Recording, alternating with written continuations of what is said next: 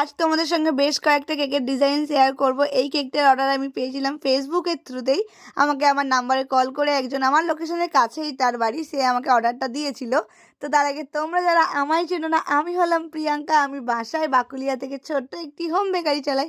স্ক্রিনে দেওয়া নাম্বারে কল করে তোমরা আমার থেকে কেক অর্ডার করতে পারো। ডিজাইন নিয়ে কাস্টমারের কোনো ডিমান্ড ছিল না, তাই আমি সম্পূর্ণ নিজের মতো বানিয়েছি। আর যখন কেউ কিছু বলে দেয় না, তখন আমার বেশি ভালো লাগে, আমি নিজের মতো করে সবটা বানাই। তারপরে যে কেকটার অর্ডার পেয়েছিলাম, এটা খুবই ফানি একটা থিম। এই নিয়ে আমি সেকেন্ড টাইম বানাচ্ছি। ফার্স্ট টাইম যখন কেকের অর্ডারটা পেয়েছিলাম তখন ভিডিওটা করা হয়নি, তাই এইবার আমি ভিডিওটা অবশ্যই করবো, এটা আমি ভেবেই রেখেছিলাম।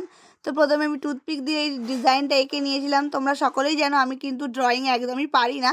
তো যখনই কোনো ড্রয়িংয়ের কেকের অর্ডার আসে আমার তো অনেকটা ভয় লাগে, কিন্তু তাও আমি অর্ডারগুলো নিয়েই নিই, কারণ করতে করতেই তো শিখবো। তো এই দেখো, এটা ছিল পটি থিম একটা কেক, মানে খুবই ফানি লেগেছে আমার। আর কাস্টমার তার ফ্রেন্ডের জন্য এটা অর্ডার করেছিল, আর একটা লেখাটাও খুবই ফানি ছিল। তো আমাকে যেমন পিকচারটা দেখিয়েছিল আমি তেমনই বানিয়ে দিয়েছিলাম, আর কেকটা একদম সিম্পলের ওপর ছিল। তো কেমন লাগলো তোমাদের অবশ্যই জানিও।